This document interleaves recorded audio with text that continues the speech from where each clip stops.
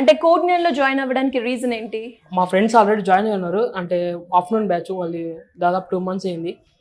వాళ్ళ రెఫరల్ ద్వారా నేను ఇక్కడికి వచ్చి మా డెమో క్లాస్ని నచ్చితేనే జాయిన్ అయ్యాను. పైథాన్ కానీ టెక్నికల్ స్కిల్స్ కానీ యాప్టిట్యూడ్ కానీ బాగా నీట్గా చెప్తున్నారు.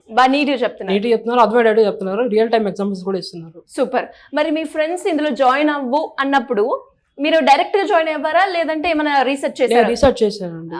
ఏమేమి అనిపించాయి ఇందులో జాయిన్ అవ్వాలి అంటే ఈ పాయింట్ లో జాయిన్ అయ్యాను అని ఉంటుంది కదా, ఏ పాయింట్ లో మీరు జాయిన్ అయ్యారు? అది జాబ్ ఫస్ట్ ఏంటంటే ఫస్ట్ ఆపర్చునిటీ జాబ్ వస్తుంది. సెకండ్ థింగ్ ఏంటంటే రియల్ టైమ్ ఎగ్జాంపుల్స్ ఇస్తున్నారు.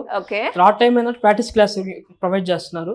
ఫోర్త్ టైం ఏంటంటే ఇంకా లైక్ ఏఐ మార్కెట్ రివ్యూస్ జరుగుతున్నాయి ఏఐ బేస్డ్ మీద.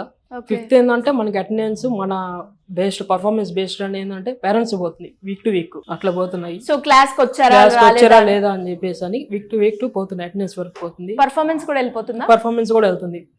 అవుట్ ఆఫ్ 30కి ఎన్ని మార్క్స్ వచ్చాయి పేరెంట్స్ కి వెళ్తుంది. మళ్ళీ అవుట్ ఆఫ్ లైక్ మన కోర్డినేట్లో ఎంతమంది ప్లేస్మెంట్ అయిందని దాన్ని కూడా ఇస్తున్నారు, అనలైజ్ చేసి ఇస్తున్నారు.